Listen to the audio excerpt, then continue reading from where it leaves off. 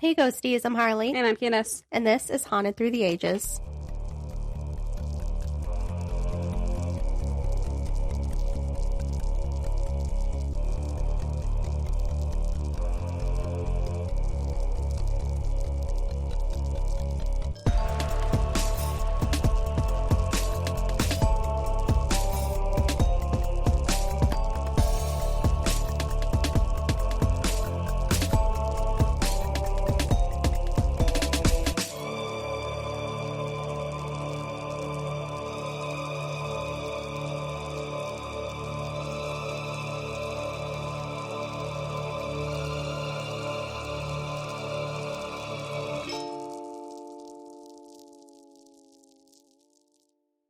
What did you just do? Oh.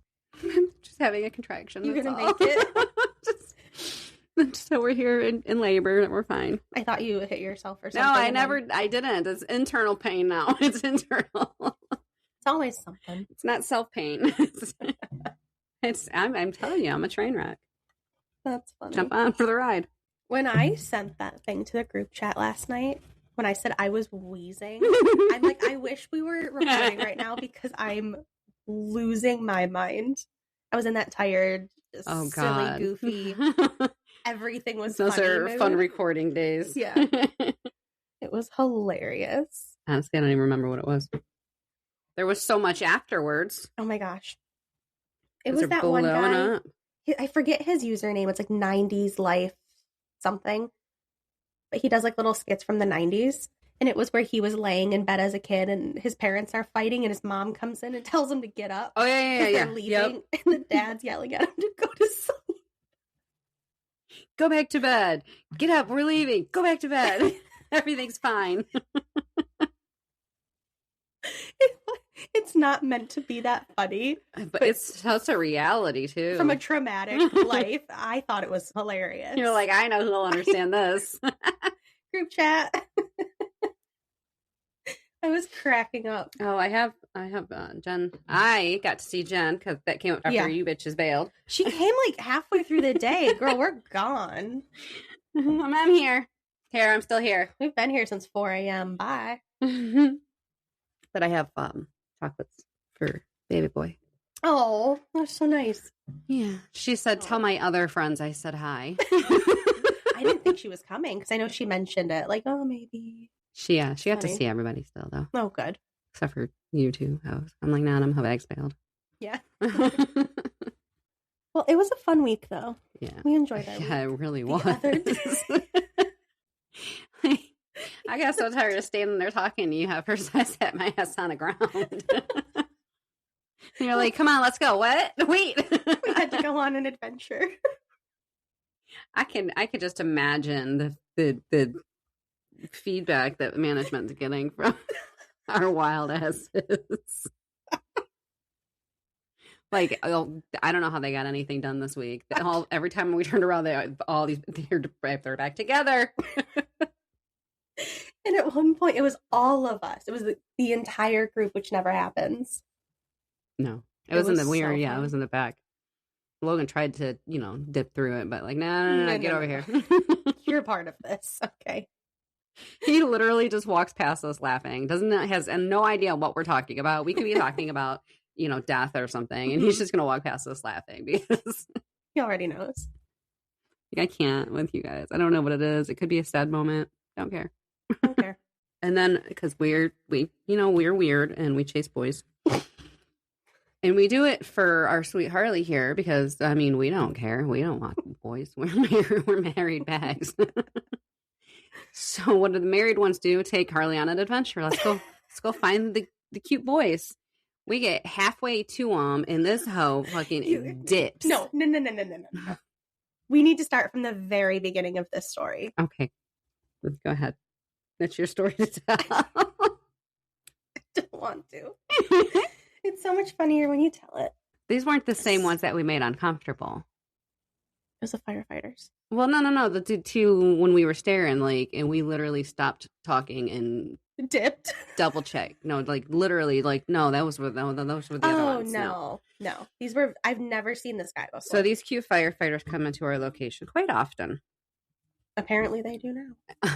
And there's one that Harley seems to have an attraction to, and he's got he's got a weird mustache. I'm not a big mustache person, so if you have mustaches, I mean, I love that for you, but everyone knows the firefighter mustache look. Yes. And he has it. He has it, and he's rocking it. Like, he's confident with it too. I feel like without it, he would look like he's 13. Really? No doubt. No joke. He needs it. So they walk through, and the first time they walked through, and Harley's trying to get my approval. What do you think? What do you think? And I'm like, I don't know. And fucking Greg's standing there, and he's like, this one here with the mustache right here. This one with the mustache. Because he's 3 feet away. As he's 3 feet away from us, and we're like, oh God. So immediately Harley's red. I'm just like, oh, here we go. So then he comes back the next day, and we see him again. So he is quite a distance away from us on the other side of the building, and we are blind as bats over here trying to figure out if this is the one that we wanted to look at. So we're staring like intently, burrowing a hole in this man's body, trying to figure out what his face looks like. As he turns around, both of us collapse to the ground.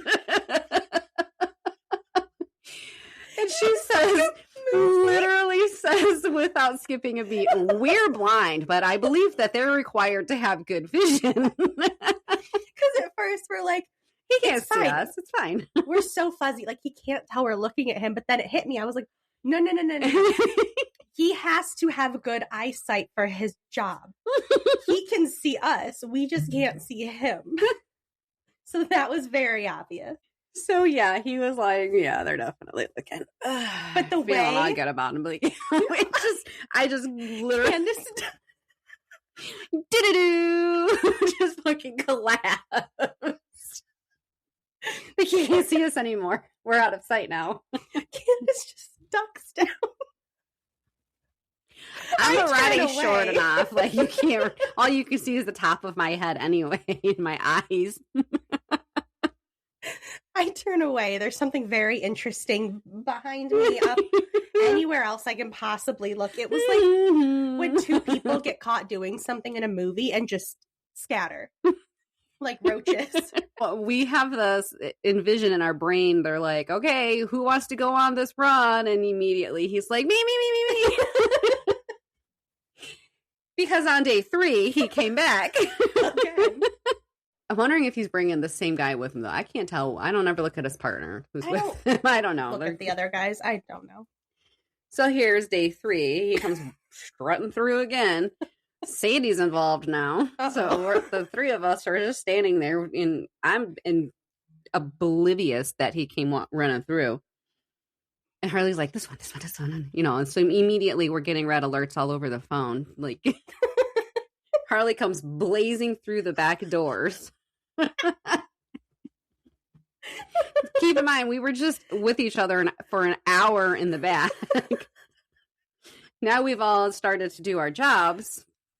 Well, we started to do our jobs and made it to the front of the floor. And then here comes Harley because, Sadie put a giant red alert on the phone on the group, and she comes burrowing through the double doors in the back. It was important. Not nearly as, majestical as I did. You came through like the Kool-Aid. I thought you were going to break the door off the hinges. It hit the walls. It's fine. The door survived. So now we have to go on a manhunt for this fella. He's going to start bringing the police. As I sat down on the ground, that's when they decided, all right, let's go find him. Mid-conversation, she just sits on the floor. Like, what are you doing? I'm tired. It's hard giving birth. That I didn't know was happening that particular point in time. Thank you very much. Right. Both of you two whining about it. I'm over here. Yeah, maybe that's why I was feeling bad. Yeah. Anyway.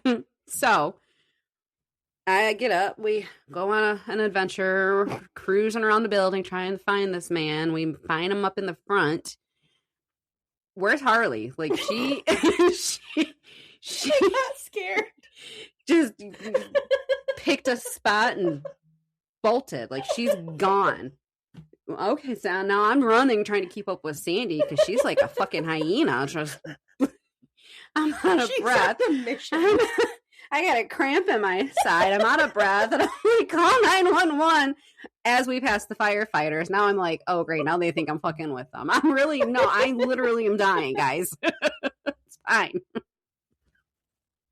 We find Barb up front. She immediately knows what we're doing. He's like, you're not slick, guys. Is that why you need 911? No, I'm dying. Like, I physically can't breathe, but I can't pass out on the floor because God forbid you in the area.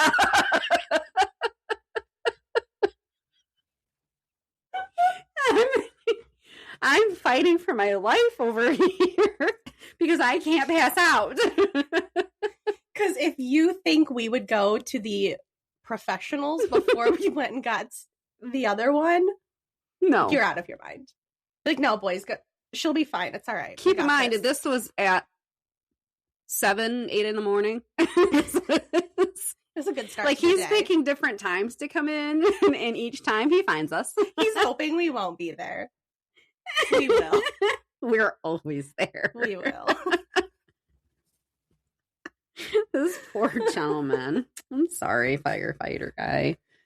She's feral. I bailed. She did scared. Too. Just ducked. I couldn't handle it anymore, so I just took off. It was a fun time. Brandon just texted me, what time are you recording? No. Right now. We had a lot of fun. It's been a week. And that's just, you know what, that was just a little bit of the frosting compared to the fun we've had. Has anything else happened? I feel like it hasn't. Honestly, I feel like we've all spent so much time together over the past week. Well, we offended Dave because Harley's learning how to take pictures. Like, I'm teaching. Wasn't even the picture. That was that one guy. It's just, it was a different dude. It's a different fella. But again, with the red alert, I come blazing into the back room trying to figure out what it is. Doug, always when we were again back there looking at all the cute boys, and Doug come walking from behind, and he looked over at us and looked over at the dude and just shook his head. What? We sound insane. We're an average normal people. We just like eye candy. Like, what's wrong with that? Honestly, it's just for the fun. It's for fun. We have We're not creepy stalkers. We're not here trying to kidnap people, I promise. I don't have a car today, so I can't do it today. No, because I texted you, red alert, to come in the back because there was this guy. But like I said, I'm blind. So sometimes I need Candace to come look because she can see a little better and see if she can tell what's even going on. So she comes back. We're both peeking around the corner trying to get our eyesight in check so we can see. Not knowing Greg is right there. He sees us. He immediately just starts yelling, which one? This guy? The one over? Starts pointing and calling them out. I bail again. She duck and roll. I'm gone. Candace keeps going around the corner. She goes, no. The guy in the blue hat. The guy over there. And she's pointing at Dave. Dave's like, what? So, if all else fails, you save. Yeah. So then Dave has no idea what's going on. So later we have to explain to him now what Dave happened. knows. And now he's all sad. He's got his feelings hurt. We used him like a piece of meat, apparently, and he's offended. I told him comes in the next day and says, "You know what? I'm just letting you know I'm over it now." I'm like, it's the first thing he said. What are you talking about? Wait, what? How? With a sour start in the day? I haven't had my coffee yet. Like, what are you talking about? I just wanted to let you know. I'm like, okay. Oh shit! What did I do now? Did I say something? Oh, where am I going? How was last week's? We didn't even talk about him. So immediately trying to clear my brain of all of the things that I possibly could have said, and then he said, something about pointing him out or something like that. I'm like, I would use it more like you're a good wingman. Mm-hmm. Exactly. You're here to help us out. Like, we don't want you. You don't want us. There's nothing in there in between. So we just need to use you to not make it look awkward about us looking at the others. Yeah. Not that I mean, I don't. You don't just care. Like, I don't care. I don't like to be caught. Well, so I'm going to duck. When you and I were standing there talking and Doug walked through with that one guy and we both stop our conversation. We're done. We're just eyes locked. Doug turns around and just shakes his head. He knew immediately. And at that point is when he should have introduced us to his new fellow friend. Instead of just walking away and shaming us like we're doing something so wrong. Guys have been doing this for a bazillion years, and it's been absolutely fine. Why can't we're not catcalling? We're not like, okay, we're making it a little bit weird by chasing them around. But the more we can make ourselves laugh, that's all we're looking to get out of this. We're just here for a good time. Did we talk about the one that caught us and smiled? He appreciated the looks. Again, Harley's oblivious. We find her, and then we find this person standing up front. Sandy. Yeah, me and Sandy. And so then we, immediately, put our darts on Harley where she's just working, minding her own business. So we're standing there, and then we finally get her to turn around, and now the three of us like hawks are just standing there staring at this gentleman trying to leave. As he walks past, Harley's turned back around, like fixing something or trying to do something. No, honey, now you're making it obvious. She turns back around at the same time that this dude turns his head and looks at us and smirks. He just smirks. And then he looks straight ahead and out he goes. I'm like, well, glad we're all on the same page. Like he appreciated it. He took that well. You're welcome, sir. You're very welcome. Yeah. I don't like it when they don't come back. He's never. So, guys, more to the wise, don't go home and tell, like, oh my God, I got checked out. Because we're not going to let you come back. Yeah. Me being a wife, I would be absolutely 1,000%. No, you're not going. Like, sorry. I don't care. I'll go. We're going to go together. And, I don't even care if they've got a partner with them. Like, I'm still going to look. There was that one guy, I wasn't there, but you and Sandy saw outside. Oh, sweet Jesus, that was a heart stopper. And then the next day he was in there with his girlfriend. That's what she said. Dang. Yep, that would have been me. Like, oh, we're going to go see who these girls were looking at you. Oh. Well, it was a thing. Whew. Yeah, and he flipped his hat backwards. I was like, oh, hell. Stop it. Well, that's it. That's it. Gray sweatpants, like just. You know what? Yeah, I don't even know if he was. I just envisioned him in the gray sweatpants. I really don't know what he was wearing. Not gonna lie. Don't matter. Like, my memory of him, he was in gray sweatpants. But he had that shoulder length hair, like yeah. So cute. And we were vigilantly staring at him as he walked up and past us. Hi. Never took our eyes off of him. Like, you would have been so embarrassed. And we're just, we stopped talking. Like, words don't matter at this point. You and I have done that so many times. Hi. It's like the one day that really got me wheezing. Those two guys that walked between us. That was so funny. Like, we didn't even have anywhere to go. Like, we couldn't even hide. Just, all right, we're in it. Though I honestly believe that we did not have to turn around and continue to watch them as they passed us.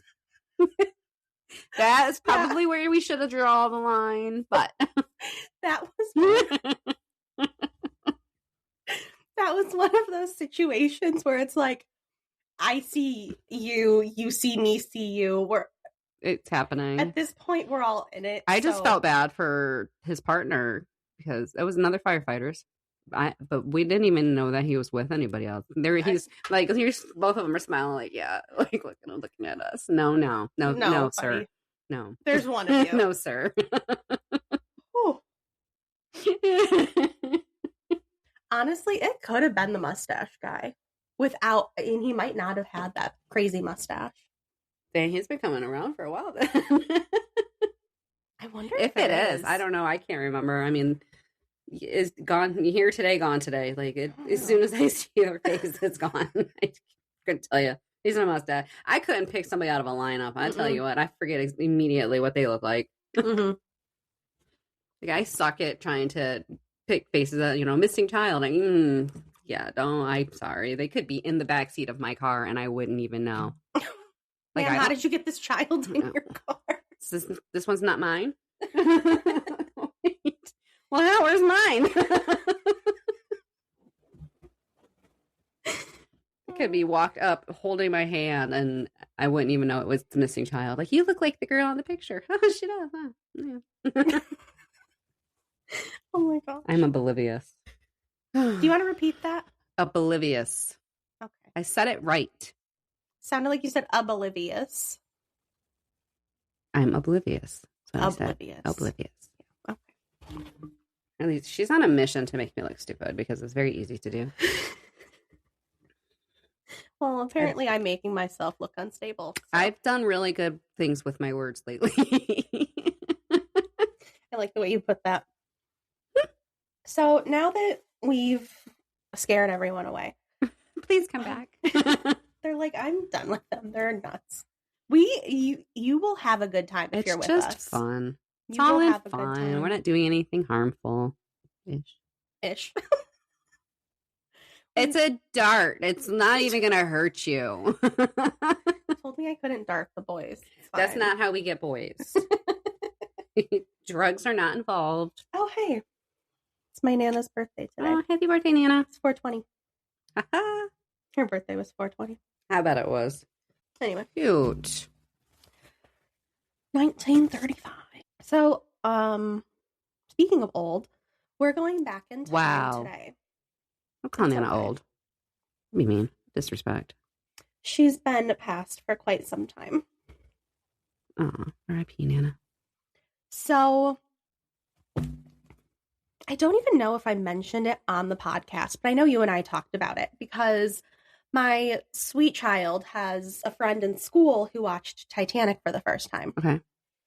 And I don't think you got to the backstory of how sweet baby Angel won his fascinations with the Titanic. A boy at school watched it and he's like, Mom, I have to see this movie. I'm like, that's fine. It's probably about time I was watching it at his age. Yeah.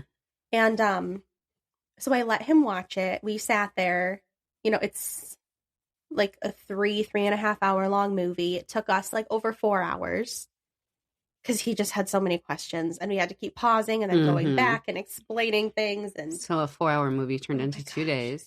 We started it because he had asked me at like bedtime, like, can we watch that movie? I'm like, if you want to watch it, we literally need to start it when you get home from school to at least attempt to get done by bedtime. So we did it the next day. As soon as he got home from school, we started the movie. He loved it. And now he's obsessed. And he got his library book last week at school was a Titanic fact book. And we had to grab it this morning before I dropped him off because he has to take it back on Mondays. And he put it in there. He's like, I'm going to ask for another Titanic book today. And then I ordered him, I think, 5 kids' Titanic books on Amazon and a coloring book. So Titanic is happening right now. So all of that to say, that's how I ended up with my topic today. I'm like, there is Titanic museums that I know are haunted. So I'll do that. I think it's around the same age group too, because when last time my sister was over and she brought a little Easy with her, he had his Olympia and his Titanic. Yes. And it was like, it would actually break in half. Yep. So, and then he saw, my sister or my brother-in-law did the Legos Titanic, which I have done as well. Yep. Mine's not masterfully done because I unknowingly skipped 3 bags of Legos. But it looks fine. It's fine. It looks fine. Candace. You can't even tell. Nobody can tell. I will be checking this out before I leave today. But I never looked that closely. the Lego people are not to scale with the boat at all. Just saying. Like, Rose looks like she's about to tackle Jack and eat this ship. That's how big she is. Like, the Lego people are not to scale with so get it together, Lego people, because they are not to scale. Like, that's funny. The people are way bigger than if you put 10 of those people, that ship would have sank on its own. Like, they didn't even need the iceberg. I mean, oh my God, when you sent me that thing. What did I send you? Oh, no, it was me that I sent you. If millennials describe the Titanic. Oh my gosh. Like, you didn't even see it? Really? I felt that. The whole video, I was dying. I'm like, yeah, that sounds about right. How annoying is it that the boat sank? Just saying. That's so true. I don't need to be a millennial to portray the voice of it. So. Everybody like filming it for a TikTok. They're like, hold on, I have to get that part of the ship when it's going down. Hang on. Get so many followers. I'm gonna get wait, selfie. Okay, could you not move for a second? I know, I'm sorry it hurts, but could you just hold still? Because this is gonna be so good from my blog. What a generation. And I'm going to be proud. Yay. So, this episode, I highly doubt we're getting through it today because I'm still researching. Like, typically when we research and we need to get enough juicy stuff on a topic, like, we're clicking every article on Google, reading everything, or reading the same shit all the time. It's so frustrating. This one, nonstop, new information everywhere. So this one's got so much information, yes, that you're not even having a hard time finding it. It's just coming to you. So much. So we are hitting so many things today, including like the brief history, the conspiracy theories about the Titanic, and what I thought was going to be just hauntings of the museum has turned into hauntings around the entire world. Holy cow. It's going to be wild. So we'll see what we get through today, and then we will probably end up having a part 2 next week to wrap it up. Meanwhile, I just ordered my books so I could do a part 2. Thank you for the feedback on my episode last week of Pearl Harbor. So I did order the haunted books. So okay, cool. I'm in. Good. So yeah, make sure if you guys want something, let us know and we will do our best to make it happen. So one of us is always checking on something. And yeah. Harley pointed it out to me that there was some comments on our Insta. So I just looked over it apparently and only saw Harley's comments, which is, hell no. Absolutely not. Like, you can't say that when somebody comments. Like, I don't know. I know you weren't saying it for them, but it was like, you're not going there. We're not doing this. No, I had commented that way before this person commented when you first posted it because it popped up then on mine. Oh, and it was pictures. And I looked at the pictures. I said, absolutely not. That face. I did stare at it more. It still looks like a green witch to me. I don't see a man. I just don't. It's a man, baby. I'm not convinced. Okay. So, and we just passed the anniversary of the Titanic sinking as well. Yes. So on April 14th, 1912, the Titanic, a British ocean liner, collided with an iceberg, which, as we know, caused its demise. The ship sank 2 hours and 40 minutes later, causing approximately 1,496... I almost said faculties.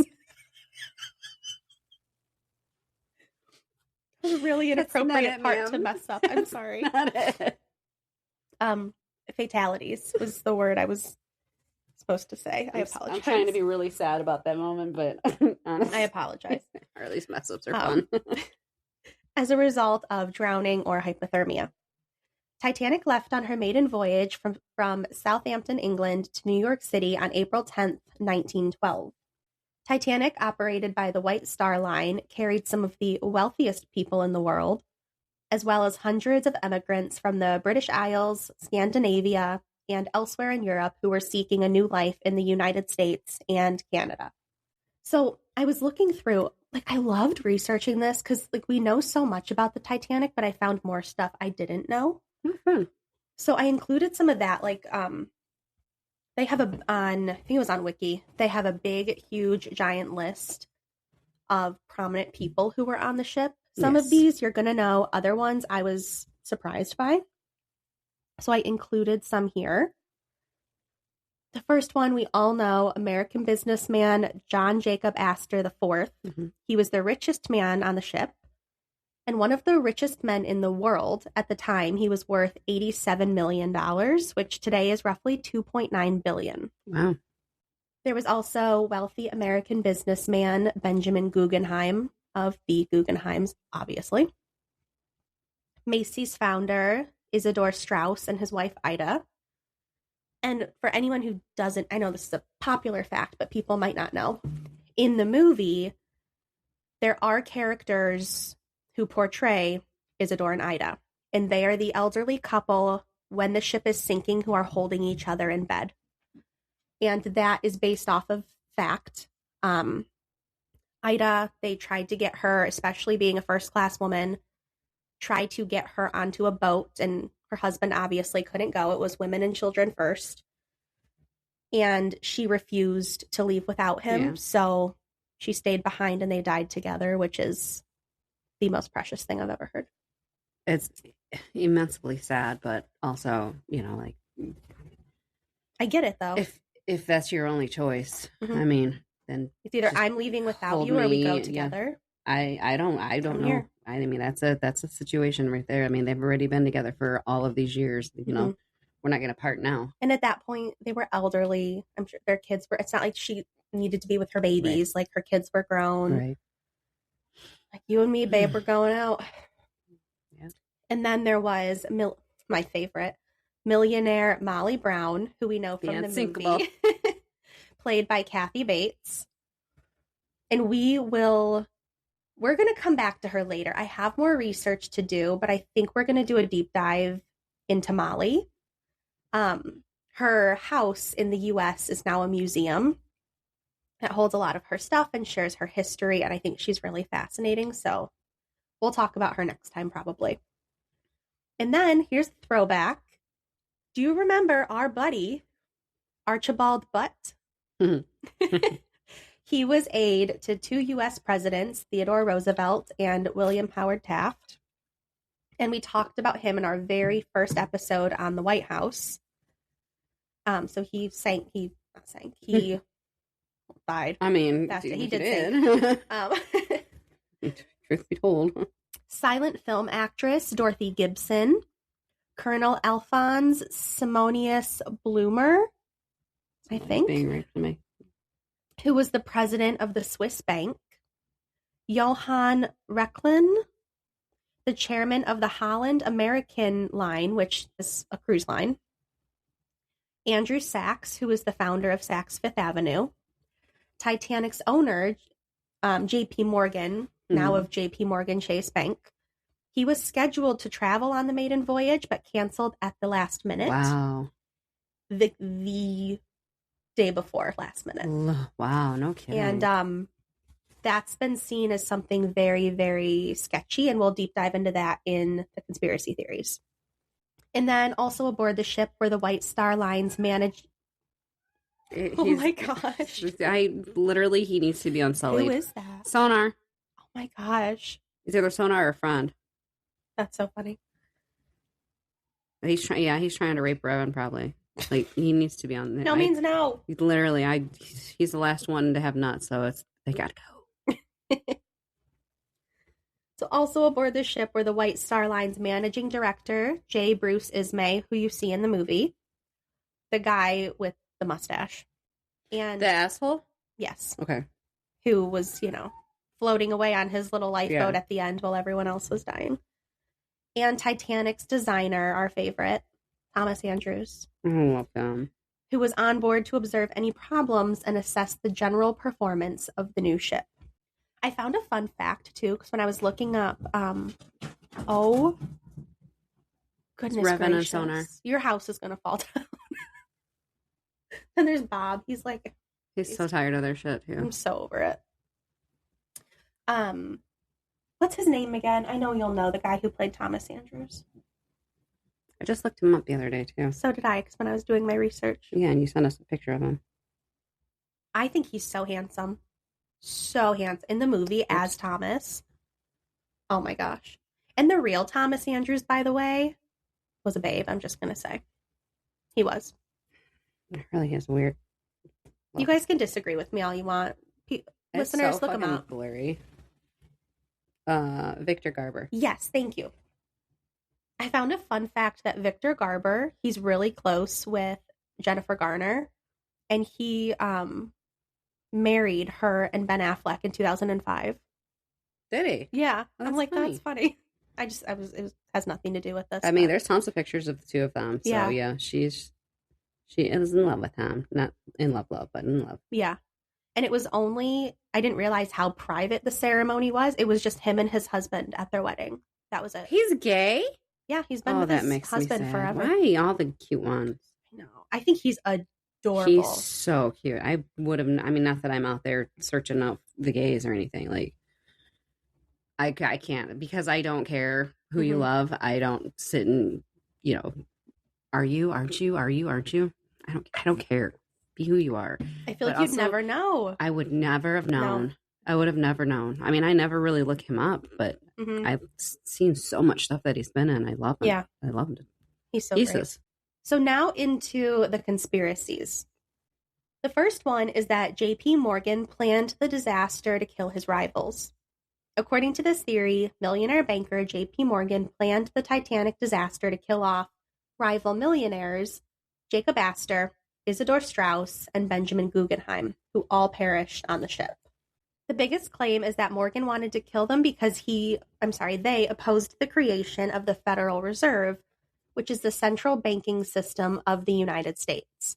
Without anyone to oppose the bank, that would give him control of even bigger mass amounts of wealth. And this is a big conspiracy theory that's gone around for years, but there's no evidence that Astor and Guggenheim had an opinion on it yet, and Strauss publicly supported the Federal Reserve. So it doesn't make a whole lot of sense. Alternative versions of the theory claim the Rothschild banking family or the Jesuits were the ones who arranged Astor, Strauss, and Guggenheim's deaths on the Titanic. As the Washington Post notes, invoking the Rothschilds as international conspirators is a, quote, centuries-old anti-Semitic trope. The Rothschild family founded banking houses across Europe in the early 1800s, and they've been a favorite target of conspiracy theorists ever since.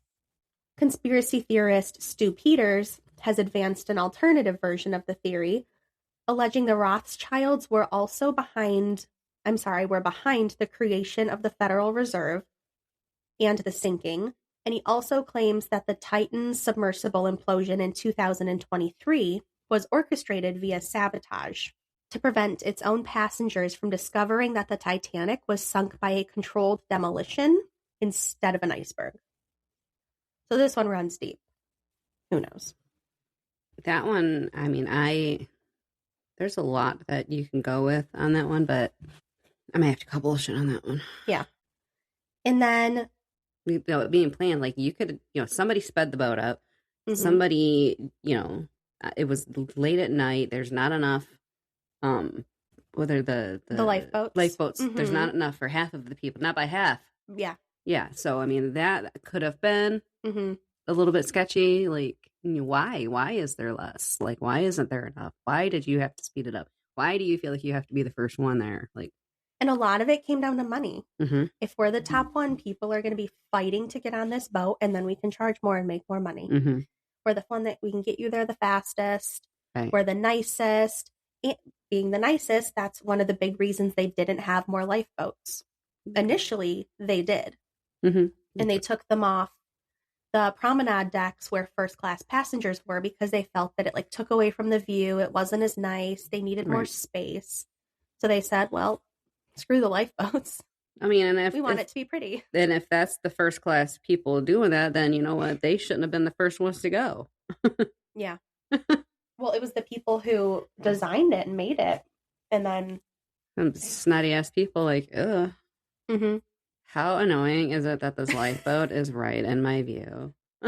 They were true millennials, weren't they? That's so funny. Well, just note to self on this because this is going to make you giggle when you're editing it because you're going to be like, oh my God, Candace is so valley. She's a born millennial. Like, no, I'm a ride hard Gen X, baby. You are so valley, though. It's so funny. It's so hilarious. I don't even realize I'm doing it until you text me and I'm like, oh, I did something like that, didn't I? The next theory is that the Titanic never actually sank. This theory posits that International Mercantile Marine Group, controlled by J.P. Morgan, switched the Titanic with another White Star Line ship, the RMS Olympic, one of the Titanic's sister ships. Paul Burns, vice president and curator for the Titanic Museum attractions in Missouri and Tennessee, points out that the theory just doesn't make any sense. This theory states that the fact that the Olympic was damaged while sailing from Southampton, England to New York in September of 1911 and had to return to Harland and Wolff's shipping yard in Belfast for repairs. So the company repaired the Olympic and it sailed to New York and back. It returned to Belfast for more repairs in March of 1912, a few weeks before the Titanic set sail. The theory claims that some person or people found the Olympic too severely damaged to be profitable. And so at some point, they switched it with the Titanic to purposely ditch the damaged ship, reap the insurance money, and obviously kill a bunch of people in the process. There are a lot of holes in this theory, but one of the biggest is that the Titanic's insurance wasn't even enough to cover the loss of the ship. It wouldn't have been worth it financially, which, as we know, finances are the goal. Right. This theory I went so deep into because I found so much stuff behind this, but that a mummy's curse doomed the Titanic. So one of the passengers who went down with it was William Stead, a British editor who subscribed to early 20th century spiritualism and had spent the past several years claiming a cursed mummy was causing mysterious destruction and disaster in London. On board the Titanic, Stead happily repeated his tale of the mummy's curse to other passengers. After the ship sank, a survivor recounted Stead's story to the New York World, and the media picked it up. The next month, the Washington Post ran the headline, "Ghost of the Titanic. Vengeance of Hoodoo Mummy Followed Man Who Wrote Its History." Some people linked the mummy's curse to Egyptian artifacts that survivor and hero, Margaret Brown, really did take with her on the Titanic to deliver to a museum in Denver. In other versions of the story, the mummy was actually aboard the Titanic because the British Museum had sold it to an American who was shipping it home.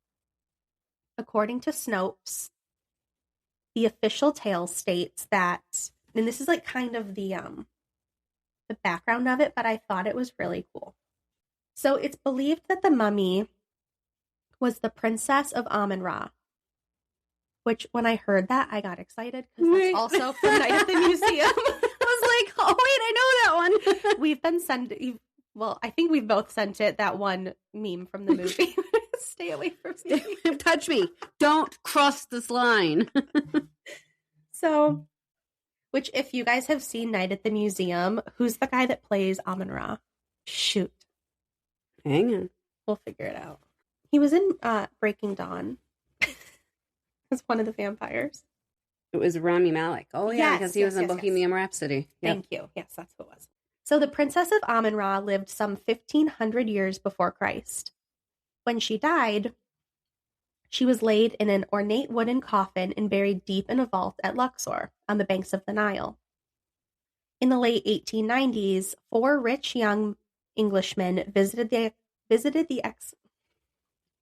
This is going well. You sound like you know exactly what you're doing. I appreciate that. I feel like I do. In the late 1890s, 4 rich young Englishmen visiting the excavations at Luxor were invited to buy an exquisitely fashioned mummy case containing the remains of the Princess of Amun-Ra. The man who won the bid paid several £1,000s and had the coffin taken to his hotel. A few hours later, he was seen walking out towards the desert to never return. Just disappeared. The next day, one of the remaining 3 men was shot by an Egyptian servant accidentally, and his arm was so severely wounded it had to be amputated. The 3rd man found on his return home that the bank holding his entire life savings had failed. And then the 4th guy suffered a severe illness, lost his job, and was reduced to selling matches in the street. Nevertheless, matches? Well, it was the 1890s. Nevertheless, the coffin reached England, causing other misfortunes along the way, where it was bought by a London businessman. After 3 of his family members had been injured in an accident and his house damaged by fire, the businessman donated it to the British Museum. As the coffin was being unloaded from a truck in the museum courtyard, the truck suddenly went into reverse and trapped a passerby, and then the casket was being lifted up the stairs by 2 workmen, and one of them fell and broke his leg. The other, apparently in perfect health, died for no reason 2 days later. So once the princess was installed in the Egyptian room, trouble really started. The museum's night watchman frequently heard frantic hammering and sobbing from the coffin.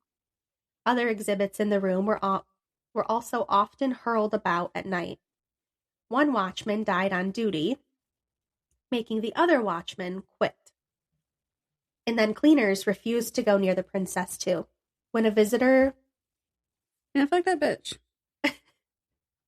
When a visitor derisively flicked a dust cloth at the face painted on the coffin, his child died of measles soon afterwards. Stop.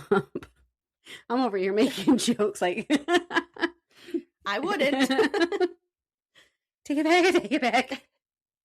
Finally, the authorities had the mummy carried down to the basement, figuring it couldn't do any harm there.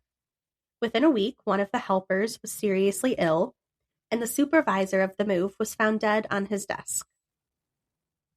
So by now, all of this information got to the newspapers, and a journalist photographer took a picture of the mummy case, and when he developed it, the painting on the coffin was of a horrifying human face. The photographer was said to have gone home, locked his bedroom door, and shot himself. It's giving me what was that doll that you had to ask permission to take pictures of? Oh, Robert. Yeah, right? Like Yes. It was Robert. Because I was thinking David for some reason from your David story, but it wasn't David. Yeah, it's giving me Robert vibes. It is. If you don't ask or something, right? You're about to be cursed. So soon afterwards, the museum sold the mummy to a private collector. After continual misfortune and deaths, the owner banished it to the attic. Also, like Robert. Yeah. When his wife banished Robert to the attic, and that didn't go well for them, did it? Locked him in the case. Yep. A well-known authority on the occult, Madame Helena Blavatsky, visited the premises. Upon entry, she had a shivering fit and searched the house for the source of an evil influence of incredible intensity. She finally came to the attic and found the mummy case. Mm-hmm. So she asked the owner asked her, can you exorcise this evil spirit? And she replied, there is no such thing as exorcism. Evil remains evil forever, which is not true. You need Jesus. Was it Jim Carrey and something? I have exorcised the demons. Fucking Jim Carrey kills me. So she just said, nothing can be done about it, and I implore you to get rid of this evil as soon as possible. But no British museum would take the mummy. The fact that almost 20 people had met with misfortune, disaster, or death from handling the casket in barely 10 years was now well known. Eventually, a hard-headed American archaeologist, who dismissed the happenings as just bad circumstances, paid a handsome price for the mummy and arranged for its removal to New York aboard the Titanic. However, that is just the tall tale that goes around, and none of that is true. The truth is that the so-called unlucky mummy is still at the British Museum, and no mummy was ever loaded onto the ship. It was an iceberg, not a curse, that sank the Titanic. Allegedly. So, Snopes, that's all from Snopes, and they go into some of the facts and why they can prove that it's not right. So first of all, the tale is logically inconsistent. One of the few names quoted in the piece is that of Helena Blavatsky, a well-known occultist of the period. And we're told the dreaded Princess of Amun-Ra was purchased in Luxor, Egypt, by the Englishmen in the late 1890s. That's important.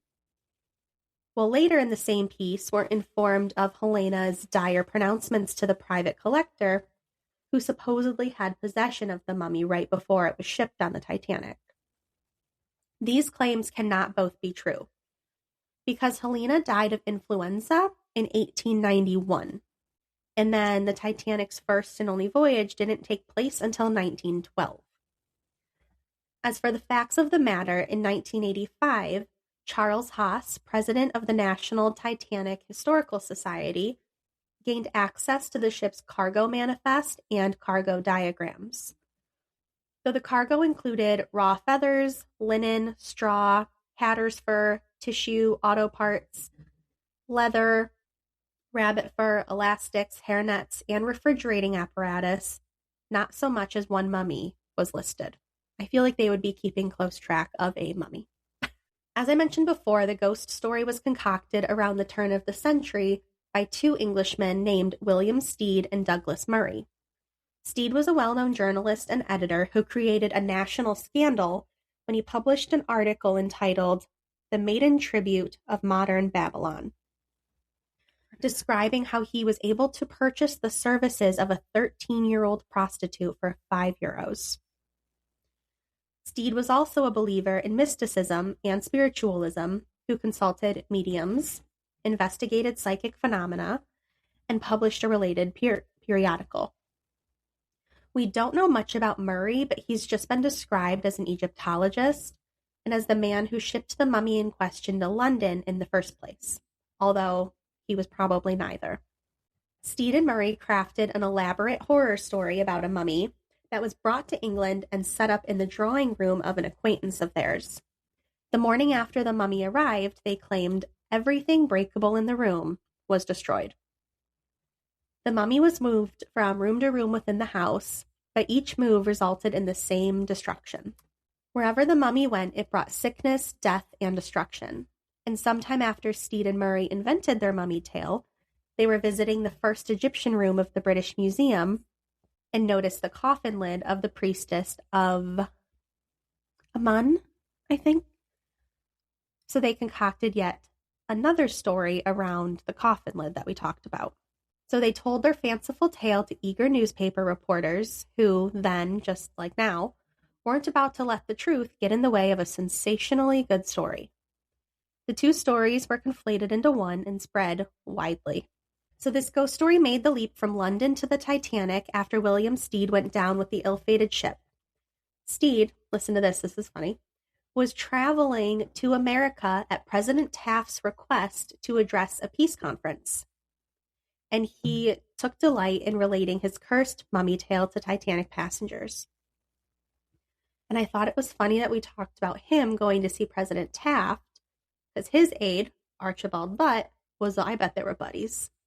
So he reportedly defied superstition by starting his narrative at a dinner party on Friday the 12th and drew it out so that he concluded the tale just after midnight on the 13th. So this guy was all about the dramatics. They're going viral without even knowing what viral was. Exactly. All right, that's about it for William and his story. But there is a little twist on the mummy story, and it states that the mummy's American owner paid a bribe to have the mummy placed in one of the Titanic's lifeboats. It was then smuggled aboard the Carpathia when that ship picked up the Titanic's survivors and secretly landed in New York. When the mummy continued to wreak havoc at its new home, its owner had it taken to Canada in preparation for shipping it back to England. The mummy was placed aboard the liner Empress of Ireland, which, while on its way from Quebec City to Liverpool in 1914 was struck by a Norwegian coal ship. The Empress of Ireland sank so quickly that only 7 of her 40 lifeboats could be launched, and 840 passengers went down with her. As to how widespread this curse of the mummy stuff is, some of the crew members on a failed 1980 expedition to locate the sunken Titanic spoke darkly of the famous mummy that was allegedly on board her, saying it transferred the curse of all who disturbed its grave to the vessel's maiden voyage and all subsequent search efforts. And then the guy who wrote the article said, yeah, like it couldn't have been just plain bad luck. And what was the mummy doing back on the Titanic after having sailed on the Empress of Ireland? But in case you're curious and have some vacation time to spare, the coffin lid of the Priestess of Amun is still on display at the British Museum, just as it was when Steed and Murray created their infamous cursed mummy tale a century ago. And that's it for the mummy. Sorry, I got really into that one. It was really exciting to me. All I can picture is Night at the Museum now. I know. I love those movies. They're so good. Did you hear they're making another one? No, I don't even think I watched the last one. Yeah. So the next conspiracy is that the ship's number read "No Pope" backwards. One myth posits that Catholic employees of Harland and Wolff, the Belfast company that built the Titanic, were distressed that the ship's number 390904 seemed to say "No Pope" when viewed in a mirror. Was this a sign of bad luck that foretold the ship's doom? Nope. The late Titanic historian, Walter Lord, wrote that he received letters from people in Ireland relaying this no Pope story, beginning all the way back in the mid-1950s. Yet, as Burns pointed out in his 1986 book, The Night Lives On, there was no such number attached to the Titanic. The whole number painted on the ship was 401, the same as its yard number at Harland and Wolff, and its board trade number was 131428. Yet, even if one of its numbers had read "No Pope," there weren't any Catholic workers at Harland and Wolff for it to upset. The company had driven its Catholic employees away in the late 1800s, and by the 20th century, Harland and Wolff had a reputation for only employing Protestants. Despite this reality, Paul Burns of the Titanic Museum attractions says that visitors still occasionally ask about this myth. Interesting. This one's really short, but I thought it was funny, and I'm sure a lot of you have heard it before. But it's actually about the movie, and it's that Jack Dawson is Jay Gatsby. Here's the thought behind it. So it's a fan theory, but it's fun. So this theory is going around on the internet that Leonardo DiCaprio's character in Titanic and his character in The Great Gatsby are the same person. The movie is obviously an alternative timeline where he survived the sinking of the ship and went on to build a life for himself in America in an attempt to reunite with Rose. He survives, builds himself into a party-going showman in the jazz age, in hopes that Rose will one day appear, but ends up finding love with another woman, Daisy. Can I just tell you why this is so wrong? They would not have been separated. No. There's no way. What? Jack and Rose, he would never let Rose out of his sight had he survived. No. So, impossible. Absolutely false. False. Liars. It's a stupid Rose. I love him so much. So the next one is that a German U-boat torpedoed the Titanic. Although World War I hadn't started yet, suspicious minds suggest a German U-boat could have attacked the British ship. Some survivors reported a vessel lurking miles away until the early morning. The sub may have deliberately targeted the luxury liner or possibly accidentally collided with it, according to a Huffington Post columnist. There's no proof, however. Critics of the theory also point out that the German U-boat attack on RMS Lusitania in 1915 caused the ship to sink in 18 minutes, while the Titanic took almost 3 hours. So, it doesn't make sense. No, wrong. Liars, again. There is also a theory that the sinking was a premonition. In 1989, no, that's wrong. 18. Well, we can always think things happen when they're in the past. You pick a year. In 1898, a fictional story called The Wreck of the Titan was written by author Morgan Robertson, who told the story of a Titan ship that hit an iceberg, and there was a lack of lifeboats on the ship. Robertson claimed to be psychic and got his inspiration for this story from his psychic abilities. Although the novel was written before the Olympic-class Titanic had even been designed, some remarkable similarities exist between the fictional and real-life counterparts. So some of the similarities between the story are that they were both described as unsinkable. We know, obviously, the Titanic was described that way, but the Titan... She is unsinkable. Mm-hmm. The Titan was the largest craft afloat and the greatest of the works of men, and considered unsinkable. And then with lifeboats, the Titan carried only 20 lifeboats, less than half the number required for her passenger capacity of 3,000. I might have said Titan. That was the Titanic. Mm-hmm. The Titan carried as few as the law allowed, 24 lifeboats, less than half needed for her 3,000 capacity. Both struck an iceberg. Moving too fast at 23 knots, the Titanic struck an iceberg in the North Atlantic 400 miles away from Terra Nova. And like I said, we mentioned that was in April. And then on an April night in the North Atlantic, 400 miles from Newfoundland, the Titan hit an iceberg while traveling at 25 knots. Then the unsinkable Titanic sank, and more than half of her 2,208 passengers died. The indestructible Titan also sank, more than half of her 2,500 passengers drowning. Their, quote, voices raised in agonized screams. There are some differences in the story. The Titan does not strike an iceberg, but drives headlong into an ice shelf, possibly formed by the recent overturning of a berg.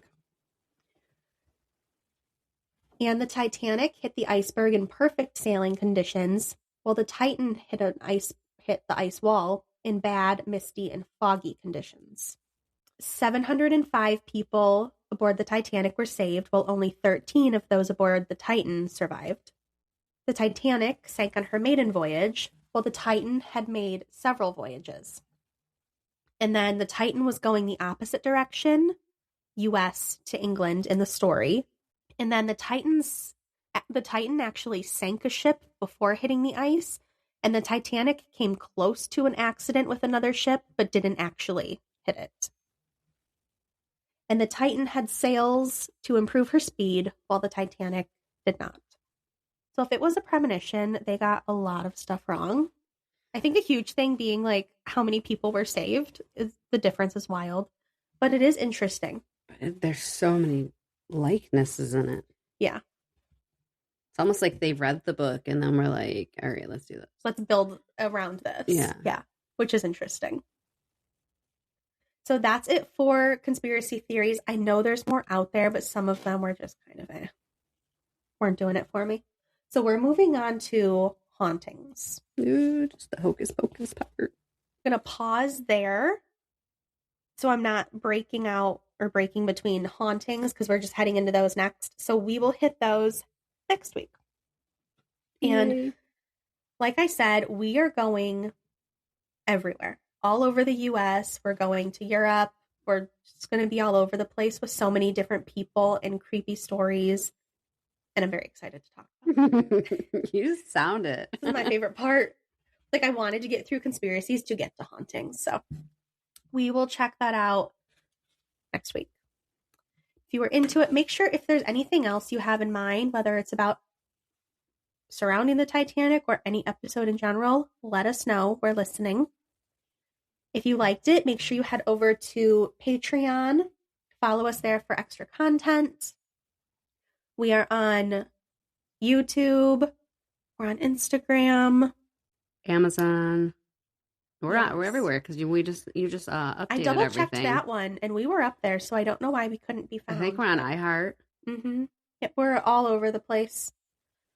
You can email us at hauntedthroughtheages@gmail.com, and we will see you guys next week. Bye. Bye.